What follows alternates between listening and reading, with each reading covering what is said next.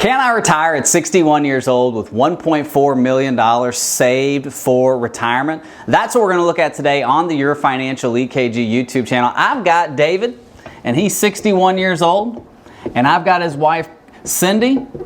Cindy's 57 years old, and they've got $1.4 million, almost $1.5 million saved for retirement. And they're asking the question, can we retire? Now, there's three specific areas that they are concerned about stepping into retirement, because most of you would see that and say, of course they can retire. But for David and Cindy, they have three specific concerns. One is spousal Social Security benefits, because Cindy didn't work for most of David and Cindy's life. She raised the kids, which is work in itself. She raised the kids. She was a homemaker. Now, as a grandma, she helps babysit the grandkids. So for her, her Social Security benefit is a lot less than David's. So we've got to look at this and say, okay, what is her spousal Social Security going to be? And when is it the best time for David to collect? Because that's going to have a direct effect on Cindy's spousal Social Security benefits.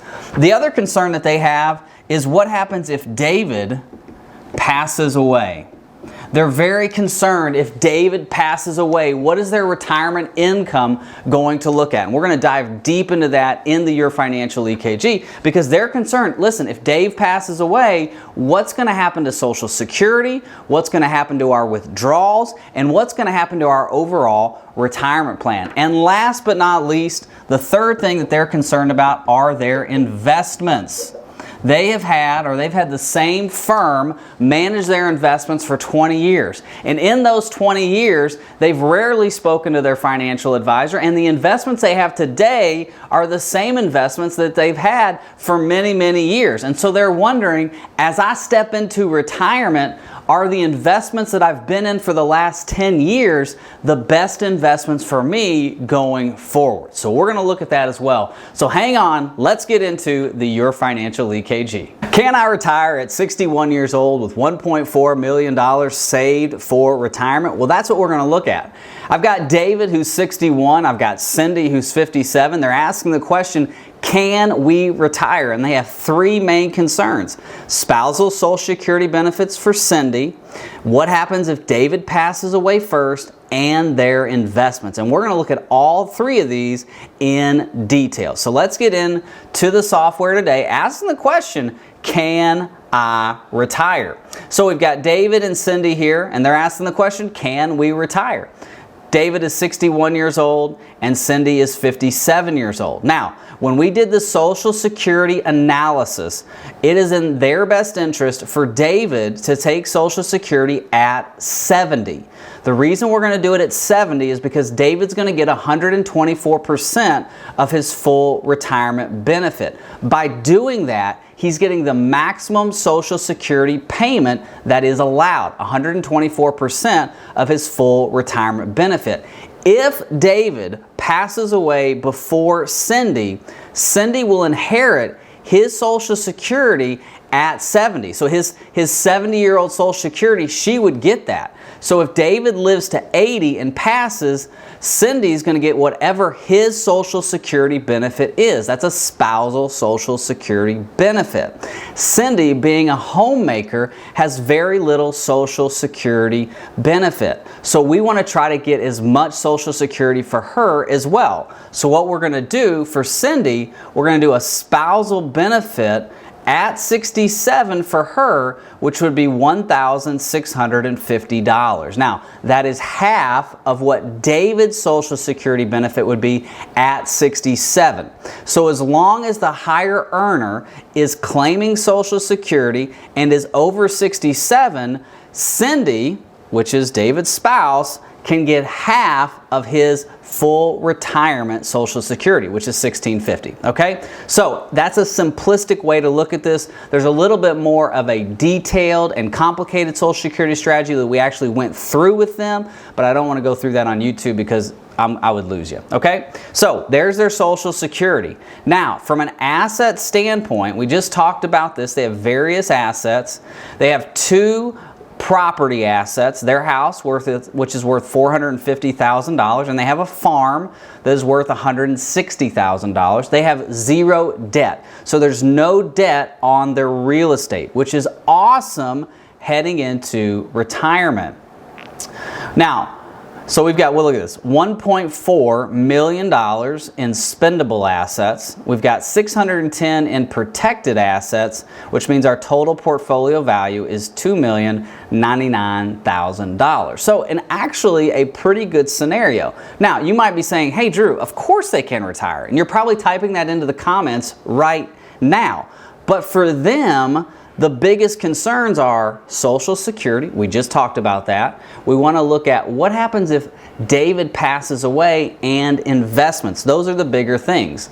Now, from a risk standpoint, currently they've got 84.96% of their assets at risk of market loss, and they've got 15% at low risk, meaning the market is not going to cause their investments to go down. After we did a risk assessment, after we went through some risk questions, it was determined that they really want to have about 60% of their assets in low risk and 40% at risk. Okay, now obviously they've got to earn a rate of return on their low risk assets. With interest rates going up, that's been a big benefit for especially things like treasuries, fixed income, municipal bonds, anything that is a low risk asset.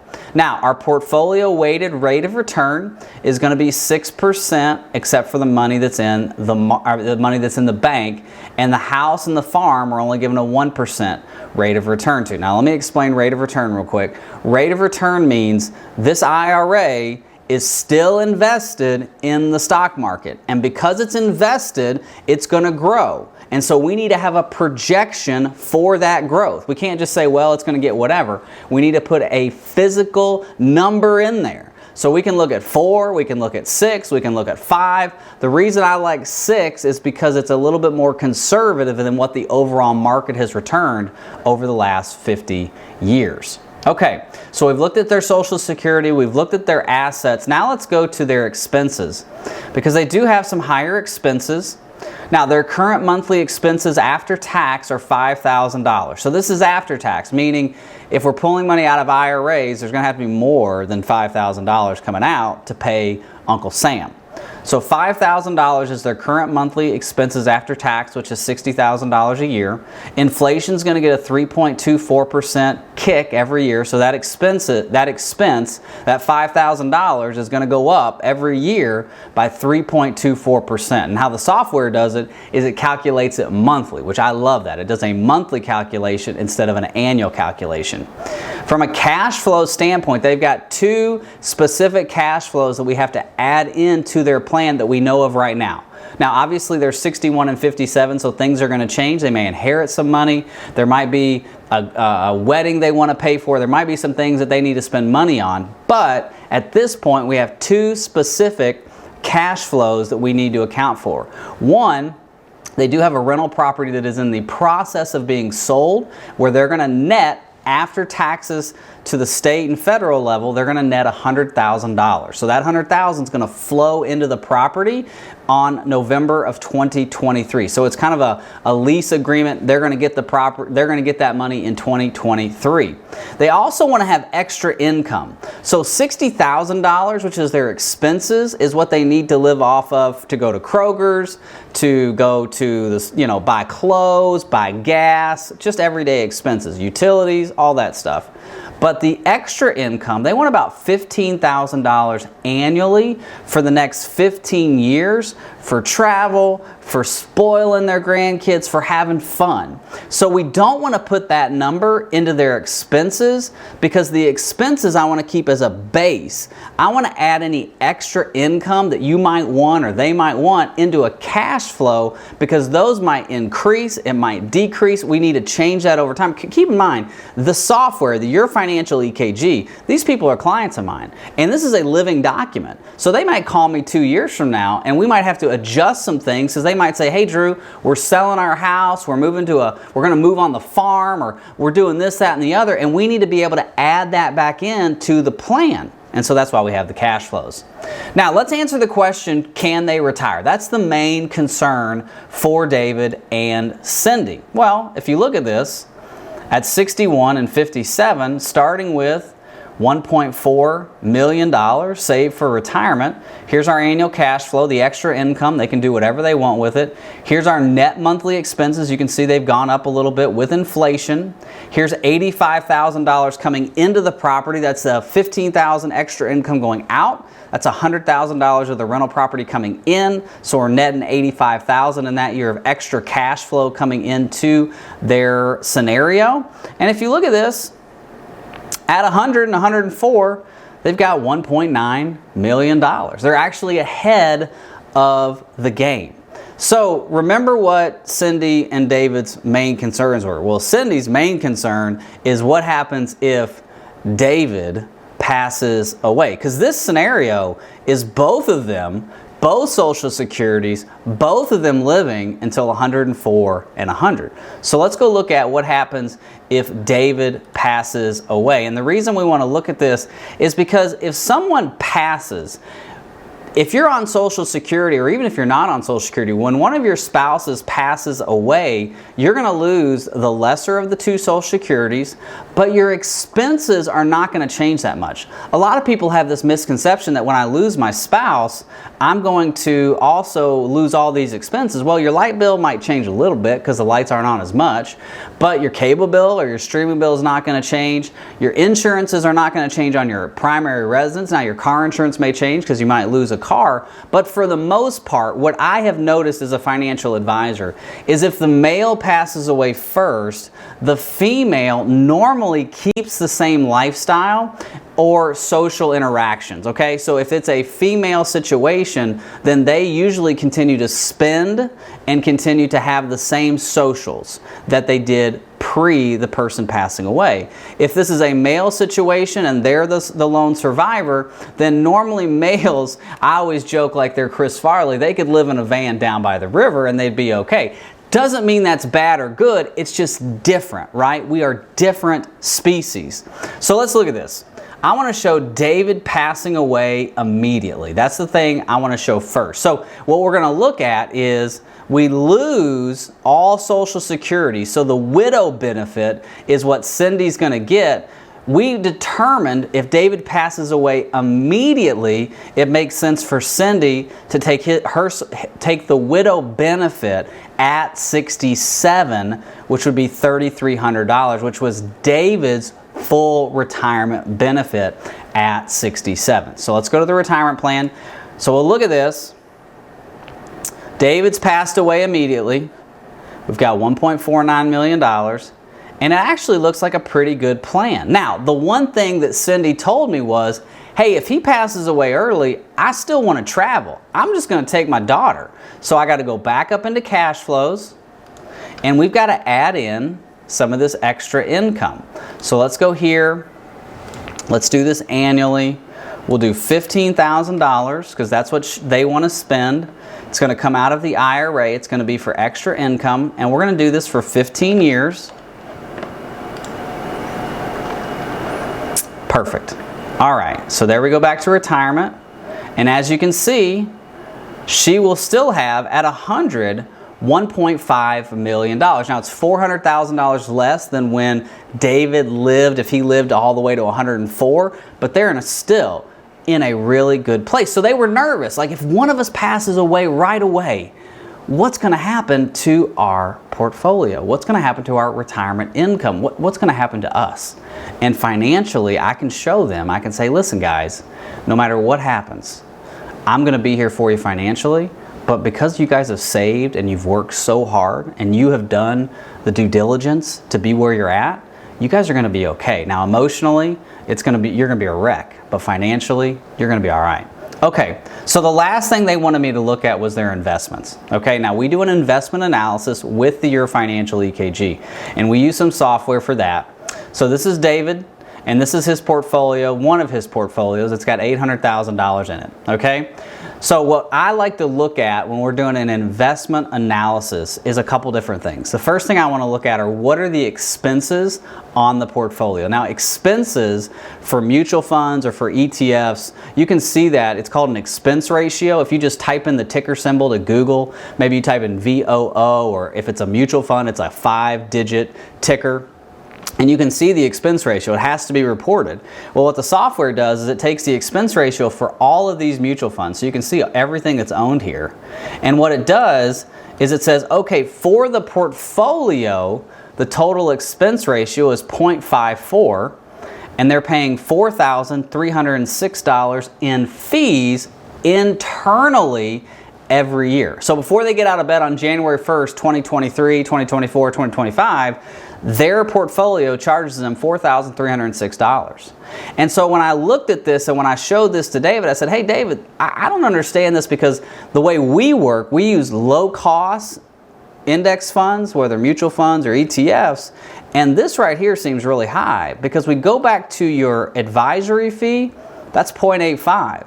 So we say the 0.85 for your current advisor, and we add in this 0.54, and you're pushing almost 1.5%, well, it's really 1.4% on your overall fee.